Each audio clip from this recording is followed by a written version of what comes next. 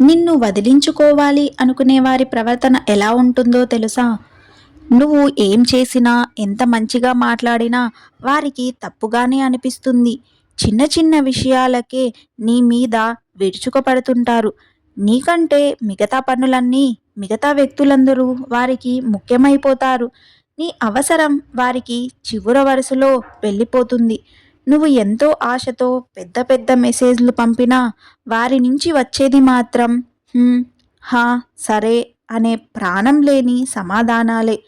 నువ్వు ఎప్పుడు మెసేజ్ చేసినా, కాల్ చేసినా వారి దగ్గర ఉండే ఏకైక సమాధానం బిజీ. నీ కోసం కేటాయించే ఆ 5 నిమిషాలు కూడా వారికి భారంగానే అనిపిస్తాయి. కనీసం నీతో గొడవ పడటానికి కూడా వారికి ఆసక్తి ఉండదు.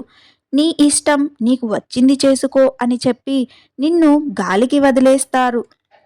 నిన్ను తలుచుకోకుండా ఉండటానికి లేదా నీతో మాట్లాడకుండా తప్పించుకోవడానికి లేనిపోని కారణాలు, అబద్ధాలు వెతుకుతుంటారు. పాత మధుర జ్ఞాపకాలను నువ్వు గుర్తు చేస్తే వారు వినడానికి కూడా ఆసక్తి చూపరు.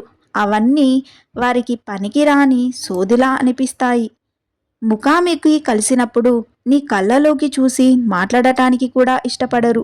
చూపులు తిప్పేస్తూ నీ వినికిడిని భరించలేనట్లు ప్రవర్తిస్తారు. ఒకప్పుడు గంటలు గంటలు మాట్లాడే మనిషి ఇప్పుడు కనీసం పలకరించడానికి కూడా తీరిక లేనట్టు నటిస్తారు. మాటలు తగ్గిపోయి మౌనం పెరుగుతుంది. ఒకవేళ మాట్లాడినా అది కేవలం మొహమాటానికి అని నీకు అర్థమైపోతుంది. ఆ మాటల్లో పాత ప్రేమ, ఆత్మీయత అస్సలు కనిపించవు. తప్పు వారి వైపు ఉన్నా నువ్వు మారిపోయావు, నీ వల్లే ఇది అంతా అని నిన్నే నిందిస్తూ, నిన్నే దోషిగా నిలబెడతారు. నీకు ఏదైనా కష్టం వచ్చినా లేదా నువ్వు బాధపడుతున్నా వారికి అస్సలు చలనం ఉండదు. నీ కన్నీళ్ళు వారి మనసును కరిగించలేవు.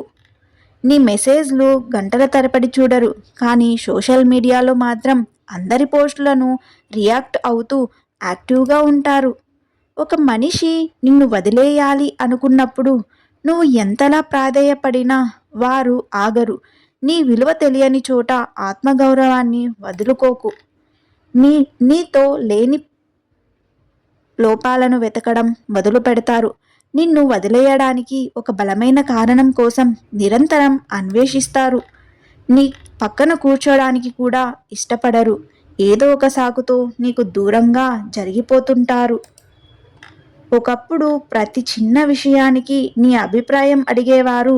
ఇప్పుడు కనీసం చెప్పకుండా పెద్ద పెద్ద నిర్ణయాలు తీసుకుంటారు. వాళ్ళు కోల్పోయింది నిన్ను కాదు, నీలాంటి నిజమైన మనిషిని వాళ్ళు కోల్పోయారు. బంగారం విలువ గాజు ముక్కలకి తెలియదు. నీ విలువ తెలియని చోట నువ్వు లేకపోవడమే నీకు గౌరవం. నీ విలువను తగ్గించుకోకు. నీ ప్రయాణాన్ని ఆపకు.